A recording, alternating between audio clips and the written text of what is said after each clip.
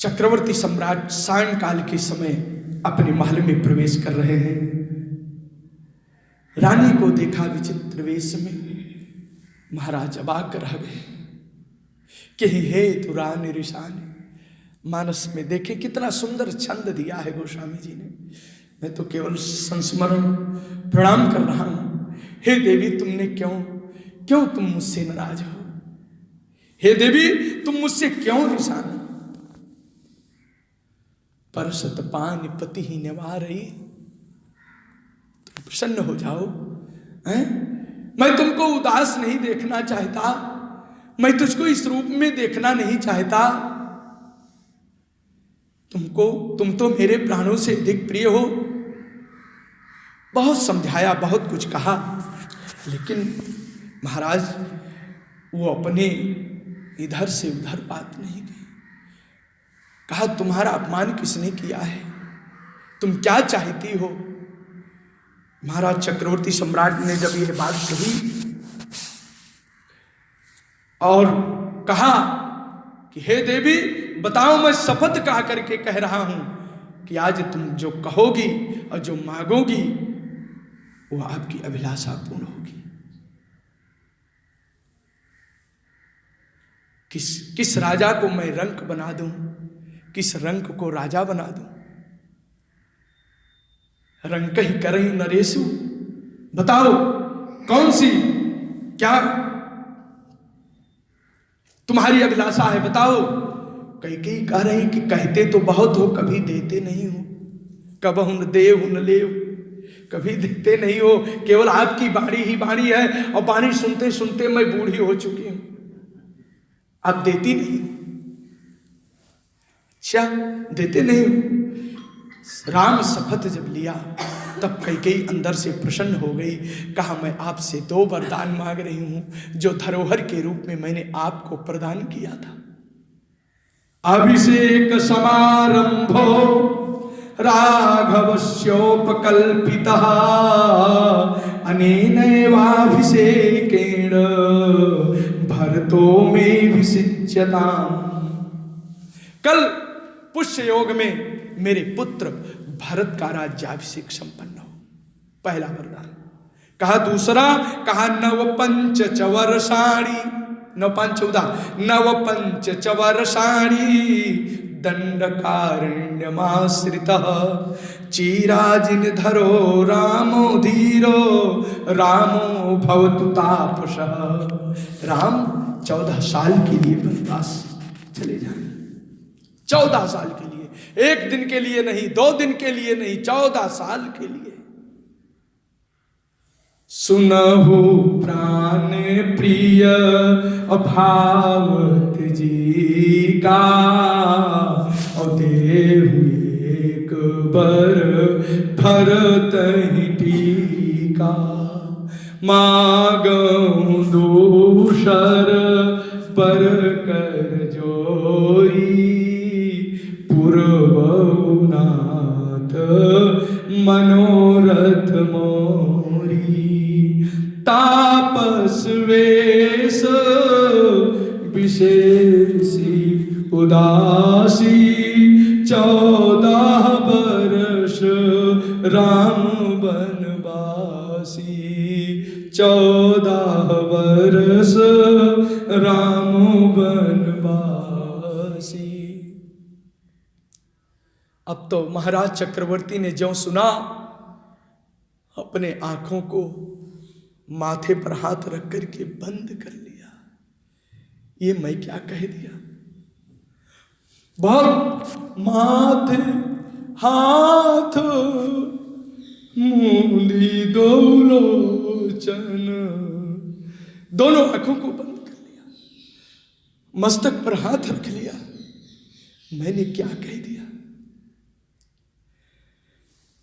बहुत कुछ कहा है। अरे बापरी,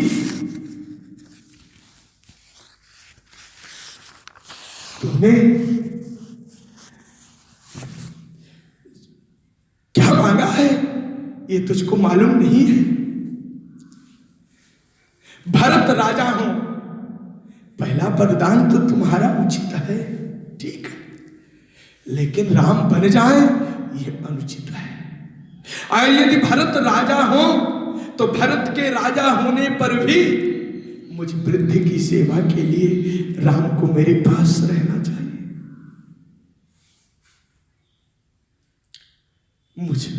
मुझ वृद्ध की सेवा कौन करेगा? दूसरी बात, नव पंच वर्षाणी दंडकारण्यमाश्रितः।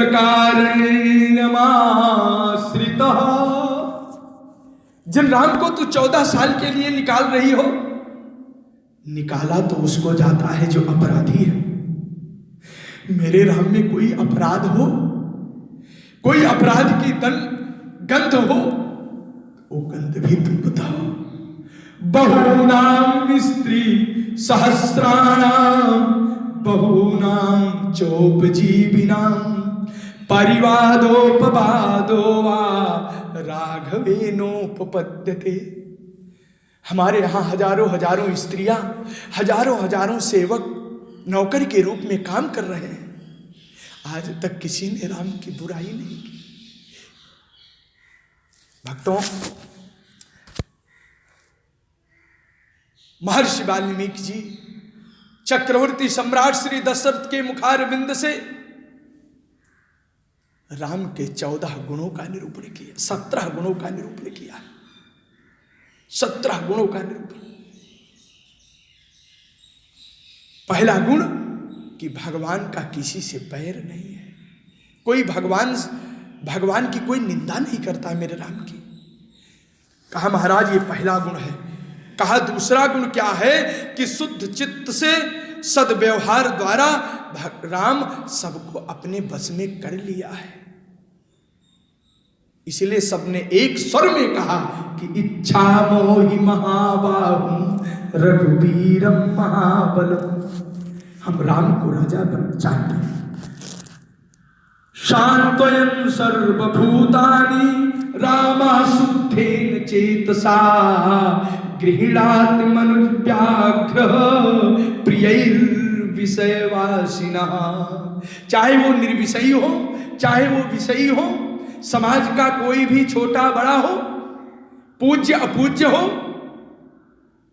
राजा रंक हो, सबल निर्बल हो, मूर्ख विद्वान हो, बालक वृद्ध हो, व स्त्री पुरुष हो, किसी वर्ण किसी संप्रदाय आश्रम का ही क्यों न हो, राम के सद्व्यवहार से सब राम के बस में है। कोई राम की बुराई नहीं करता। तुम क्या मांग रही हो? एक श्लोक में तो 4 गुणों को रख दिया महाराज। सत्येन लोकान् जयति। भगवान राम, मेरे पुत्र राम अपने सत्य के द्वारा लोगों पर विजय प्राप्त कर लिया है। सत्येन लोकान् जयति दीनान् दानेन राघवः। दान प्रवृत्ति से दीनों को, दुखियों को राम ने संतुष्ट कर दिया है। गुरून् शुश्रूषया वीरो। गुरुजनों की सेवा से गुरुजनों को संतुष्ट कर दिया है। और धनुषा युद्ध शास्त्रवान, युद्ध करके बड़े बड़े शत्रुओं को धनुष की टंकार से जीत लिया है। सत्यं दानं तपो त्यागम। 9 गुण एक साथ। सत्यम दानम तपस्त्यागो अम्मय मित्रता शौचमार्जवम विद्या च गुरु शुश्रूषा ध्रुवा शेतानि राघवे। मेरे राघव में 9 गुण एक साथ है। सत्य है, दान है, तप है, त्याग है, मित्रता है, बाहर भीतर की पवित्रता है, आर्जवम कोमल स्वभाव है, कोमल स्वभाव है। आप गीतावली में देखें भगवान के कोमल स्वभाव का बहुत सुंदर वर्णन। कोमल स्वभाव है, सरल है भगवान। मेरे राम सरल है, कोमल है, विद्यावान है और गुरु शुश्रूषा और गुरु की सेवा है। ये 9 गुण विद्यमान है। और तस्मिन्नार जव संपन्ने देवी देवोपमे कथम पापमा संससे रामे महर्षे समतेजसी। एक श्लोक में केवल 2 गुण दिया। का पहला गुण क्या है? हे देवी, पहला गुण यह है कि देव सदृश भगवान का कोमल स्वभाव, सरल स्वभाव, दया भाव। और दूसरा गुण महर्षि तुल्य तेज संपन्न है राम जी। ये राम में मेरे गुण है।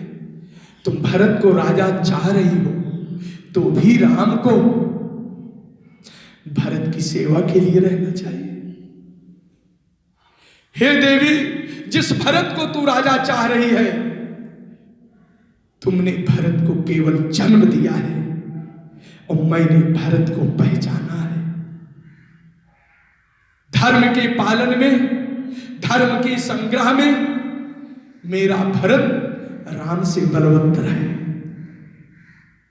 राम से आगे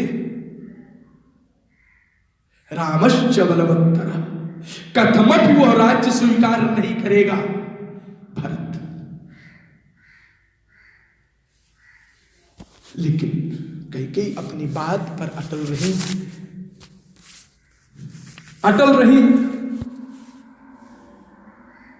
समझा करके हार गए। गोस्वामी जी लिख रहे हैं अपनी सारी विद्या, सारी कुशलता कैकेयी के चरणों में समर्पित कर दिया। अपना मुकुट संयुक्त अपने सिर को रख करके आज राम की याचना कर रहे हैं कि तुम राम को छोड़ दो, राम को वनवास मत दो।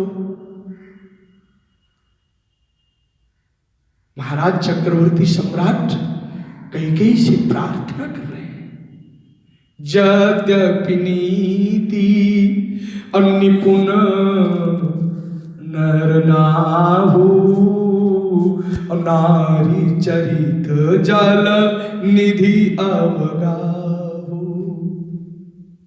कितने कुशल रहा है, लेकिन नारी चरित्र कितना प्रबल होता है, अबला कितनी प्रबल है।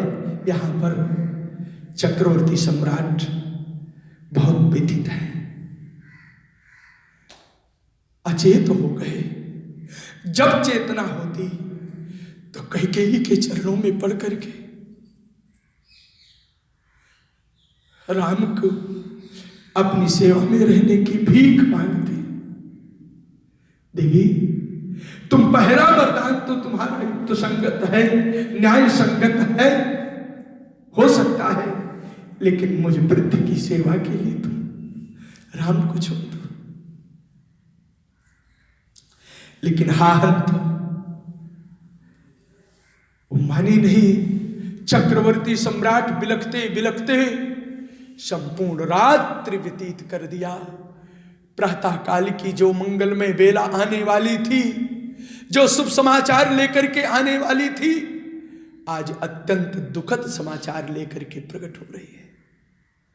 वो ब्रह्म मुहूर्त की उस बेला, वो प्रातः काल की मंगलमयी बेला आया तो सही, लेकिन शुभ संवाद लेकर के नहीं आया, दुखद संवाद लेकर के आया। द्वार भीर सेवक सचिव,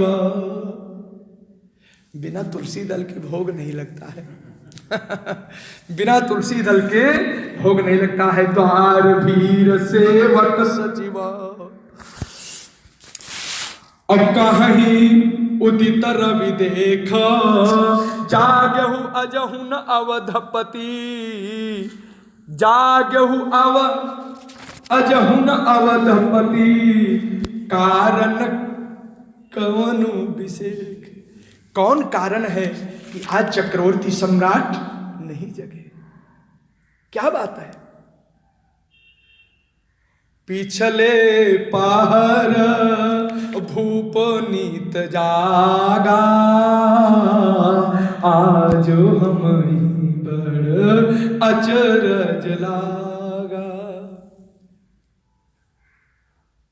महाराज सबके सब कह रहे हैं, वशिष्ठ जी कह रहे हैं, आज बड़ा आश्चर्य है सुमंत, क्या बात है, अभी तक आए नहीं, अभी तक आए नहीं, जाओ महाराज को बुला करके ले आओ, यहां सारी तैयारी हो रही है।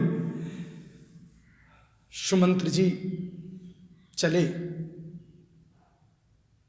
बंदीजन वृदावली गा रहे हैं, यश का गान कर रहे हैं, विद्वान मनीषी संत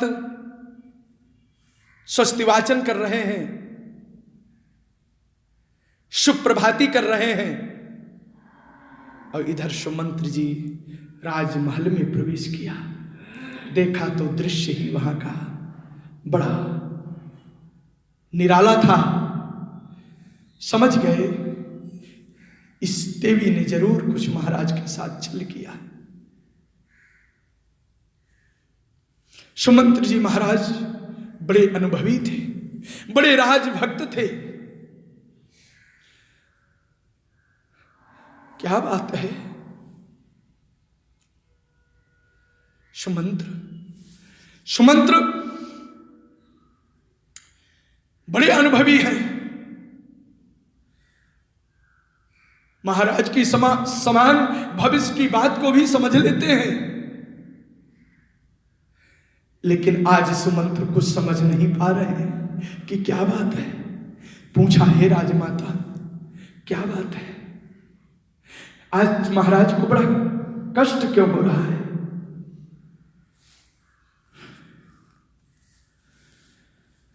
कैकेयी ने कहा, सुमंत्र जी तुम राम को बुला के ले आओ। सुमंत्र महाराज, राजभक्त सुमंत्र, अर्थविद सुमंत्र निर्भीकता से उत्तर दे रहे हैं, हे राजमाता मैं आपके कहने से इस अवस्था में महाराज को छोड़ करके राम को बुलाने नहीं जाऊंगा। स्पष्ट उत्तर दे दिया। अश्रुत्वा राजवचनम कथं गच्छामि भामिनी।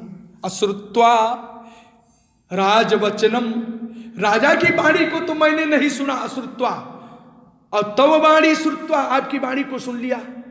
जब तक राजाज्ञा नहीं होगी इस अवस्था में राज को छोड़ करके, राजा को छोड़ करके मैं कहीं नहीं जाऊंगा। यह राजभक्ति। चक्रवर्ती सम्राट ने अपने नेत्रों को खोला, सुमंत्र को इशारा किया, सुमंत्र